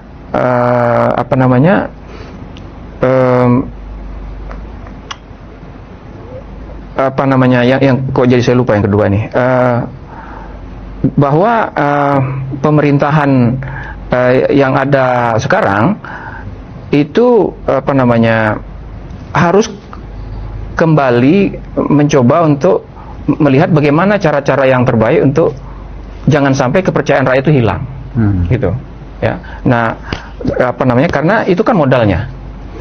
Kepercayaan rakyat itu sangat penting, termasuk soal ekonomi, Bang. Kan pemerintah sekarang bisa mengatakan misalnya, ya ekonomi itu memang sulit, Masuk akal. Kenapa? Karena memang kan situasi ekonomi dunia juga sulit. Ya, misalnya soal harga BBM segala macam itu kan siapa yang bisa ngatur perangnya kapan selesai di antara Amerika Serikat, Israel dan Perang Iran? aja nggak tahu kapan berakhir. Nah itu kan, dan itu pasti berpengaruh ke kita. Oke, menurut saya masyarakat kita paham itu. Buktinya apa? Ingat waktu COVID, betapa terpuruknya ekonomi kita di waktu COVID, tapi approval rating presiden tidak buruk waktu itu. Masyarakat mengerti. Masyarakat mengatakan ekonomi sangat buruk, tapi ketika ditanya apakah di-approve atau tingkat kepuasan kepada presiden bagaimana, bagus. Itu artinya masyarakat soal kepercayaan dari masyarakat bahwa pemerintah yang bekerja, bahwa ada kebijakan yang dikerjakan dengan baik, tetapi batasan-batasan atau keterbatasan-keterbatasan yang memang tidak bisa dihadapi oleh pemerintah itu masyarakat bisa mengerti. Nah, trust dan kepercayaan itu atau kepercayaan yang penting. Saya dengar dari teman-teman ahli ekonomi, salah satu problem dari ekonomi kita sekarang adalah kepercayaan itu, kepercayaan kepada misalnya investor. Ini saya mengutip teman-teman ekonomi lah. Mengapa investor nggak masuk atau menahan investasi atau malah pergi keluar? Itu karena mereka nggak yakin dengan ketidakpastian yang demikian banyak di sini. Ketidakpastian. Tahu-tahu tiba-tiba kebijakan bisa berubah gitu kan? Kan pernah beredar tuh surat dari Kamar Dagang dan Industri Cina atau apa, ya kan? Kadin Cina kan? Yang jarang, saya nggak pernah tuh lihat surat kayak gitu dari Kadin seperti dari Kadin negara lain seperti itu, apalagi Cina kan? Mereka mengeluhkan ketidakpastian itu. Jadi kalau ketidakpastian itu tidak dibenahi juga, maka tingkat kepercayaan bukan hanya dari masyarakat, tapi juga dari dunia istilah teman-teman itu dari market itu akan sulit didapat. Nah, kalau itu tidak ada ya susah pemerintah untuk memperbaiki keadaan. Ya, Ngerwi? Iya, saya kira gini Bang, ada dua hal ya yang saya sampaikan. Saya setuju dengan tadi apa sampaikan terakhir Mas Jayadi ya, menjaga kepercayaan atau harapan publik dari masyarakat itu penting ya, dilakukan oleh Presiden karena itu kan sumber legitimasi Bang. Legitimasi yang awal itu kan kemenangan pemilu, tapi dalam masa pemerintahan itu kan legitimasi juga harus dijaga. Makanya di sini survei itu, data survei itu pentingnya di situ untuk barometer dan termometer legitimasinya itu. Sekaligus juga untuk evaluasi ya. Karena kalau parlemen kan nggak mungkin bikin assessment seperti itu ke DPR ke presiden ya. Bersuara aja kita kadang lihat ragu-ragu itu bersuaranya gitu ya. Nah, itu makanya untuk menjaga legitimasi itu Bang, tentu perlu mengedres atau merespon hal-hal yang muncul ya di dalam dinamika. Kita ambil dari data survei ini itu kan jelas ya, isu ekonomi jadi isu utama. Ya kan, kita paham bahwa isu ekonomi ini itu presiden dalam proses punya mimpi besar merombak struktur ekonomi politik Indonesia kira-kira gitu, yang dulunya disegelintir oligarki kira-kira gitu, yang bahkan dia tidak bisa tunduk pada negara atau pemerintah kira-kira gitu, kemudian dicoba sentralisasi, tapi gara-gara riset ekonomi politik, struktur ekonomi politik ini kan terjadi kemandekan di sana sini. Ya, sentralisasi anggaran dan seterusnya yang bikin pemuda juga kalang kabut dan lain-lain. Masyarakat juga kemudian menjadi tidak kesulitan, ruang space-nya itu kesulitan sekali dalam aktivitas ekonomi. Nah, mimpi ini kan bisa dijelaskan. Nah, kabinet sedang bekerjanya sudah sampai mana kan gitu. Makanya di situ evaluasi tata kelola tadi Mas Jadi ngomong transparansi itu disampaikan. Banyak ya kalau kita simak juga di teman-teman yang lain yang di ahli ekonomi kan banyak kritik ini dan antara ini laporannya gimana kita nggak tahu. Nah, contohnya begitulah, apa yang dikerjakan dengan mengelola aset sebesar itu, program-program prioritas pemerintah dari kementerian lain kayak apa, ini semua nggak ada report yang memberikan harapan juga gitu loh Bang. Sebenarnya masyarakat kita itu dasarnya baik artinya apa, punya pandangan yang selalu positif, cenderung positif pemerintah. Makanya approval rating kalau di Indonesia itu kan sebenarnya rata-rata tinggi Bang, dibandingkan negara kayak Amerika. Presiden di Amerika dapat 50-60 itu udah hebat Bang, kan gitu kira-kira. Di negara yang kritis itu biasanya kayak gitu. Nah, di kita itu masyarakat kita baik dan cenderung trustnya itu tinggi ke pemerintah. Kalau pemerintah menunjukkan ya apa yang upaya yang sudah dilakukan ya, pemberantasan korupsi misalnya itu dilakukan saat kayak misteri di balik tadi 4 kilogram Indonesia emas gitu yang belum terjawab. Nah, hal kayak gini kan juga menjadi pertanyaan besar yang menurut saya transparansi itu penting. Nah, poin yang terakhir itu disinilah pentingnya komunikasi publik yang baik Bang. Nah, komunikasi publik yang baik itu dasarnya adalah yang pertama jelas tidak denial. ya, tidak menolak, tidak menyangkal dengan gitu ya, tapi justru secara terbuka dan menyampaikan dan secara transparan memberikan penjelasan dengan baik. Dan ini itu kan kerja kolektif, Bang. Nggak bisa juga, Bang, misalnya hanya sekedar mengandalkan Mensesnek atau siapa, nggak bisa menurut saya. Ya semua dari instrumen kementerian yang dimiliki Pak Prabowo itu menurut saya punya cara untuk bisa menjelaskan dan memberikan penjelasan ke publik tanpa terjebak pada ya sekedar isu-isu yang viral-viral, Bang, tapi mencoba gitu ya merespons secara komprehensif, terutama pada program unggulan ya, yang tadi bahasanya Mas Yadi bisa juga menjadi pemantik, bisa juga menjadi instrumen yang menurunkan. Nah, ini yang menurut saya penting dilakukan oleh kabinet dan tim yang ada di pemerintahan Pak Prabowo hari ini. Ya, kita kan mengharapkan bahwa pemerintah ini bukan reaktif kan, tapi pemerintah yang aktif. Misalnya begini, Mas Ensat, kalau dulu itu kan masing-masing menteri memberi masukan kepada Menteri Penerangan tentang apa program-program mereka yang akan di-launch kan, akan dipublish gitu. Jadi Menteri Penerangan ketika konferensi pers itu mereka dia jelas. Sekarang ini apakah menteri itu memberikan masukan kepada Bakom misalnya kan, kepada Bakom, ini ada isu ini, ada perkembangan ini kan, ini mungkin Bakomnya juga nggak ngerti program dan apa pencapaian-pencapaian dari masing-masing anggota kabinet gitu, Bu Isa. Iya sih. Iya. Kalau menurut saya gini sih, kan sering ditanyakan ya, sebenarnya para menteri ini bisa melakukan hal yang mudah sekali kalau ditanya apa yang sudah Anda berikan kepada negara ini. Kalau menurut saya mundur aja, emang kalau nggak mampu kan gampang ya. Kita nggak usah ngapa-ngapain lah ya. Apa yang telah kau berikan pada negara ini, saya mundur pada saat saya menyadari saya tidak bisa menyelesaikan tanggung jawab yang diberikan presiden. Kan itu keren ya. Jadi dan itu juga kalau mau bantu presiden ya caranya begitulah. Ya mundur aja gitu. Indonesia nggak akan kehabisan orang pinter kok. Saya yakin masih banyak orang pintar yang bisa menyelesaikan itu. Sangat banyak di luar itu orang pintar. Ya, itu yang pertama. Yang kedua adalah saya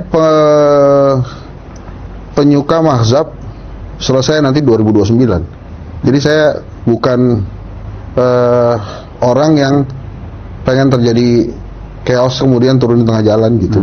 Pilih yang lain atau triumvirat gitu, atau ada wacana amit-amit Gibran yang naik gitu ya. Saya nggak pengen. Jadi menurut saya gini aja. Saya sih saya kasih kesempatan kepada Prabowo dan pemerintahannya untuk menyelesaikan ini semua sampai 2029. Kalau kemudian 2029 memang nggak bagus gitu, jangan melakukan manipulasi kepada demokrasi sehingga harus diperpanjang gitu. Jadi saya sih ya udah, masih ada 2 tahun 3 tahun silakan diberesin. Kalau memang percaya bahwa KDMP itu bagus dengan kipas angin yang mahal, silakan aja. Tapi ya tolong kenyamanan rakyat juga diutamakan gitu. Kan kita mengharapkan Indonesia ini ya memang rumah yang nyaman buat kita lah. Gitu aja sih Bang sebetulnya. Jadi ya simpel itulah. Simpel tapi berat untuk dijalankan. Itu masalahnya. Nggak mau mundur soalnya orang. Ya karena ini untuk kepentingan. Ya. Baiklah, saya kira kita 1,5 jam lebih kita ngobrol. Mudah-mudahan ini besar manfaatnya. Ya kalau didengar oleh Presiden sangat bagus ya.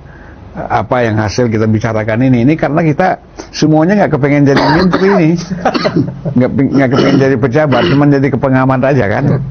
Tapi kita doakan aja kalau ada yang jadi, alhamdulillah kan, bisa memperbaiki keadaan lebih baik gitu. Kalau sama juga kita marahin lagi. Kita marahin lagi. Oke, terima kasih. Assalamualaikum warahmatullahi wabarakatuh. Terima kasih. Thank you.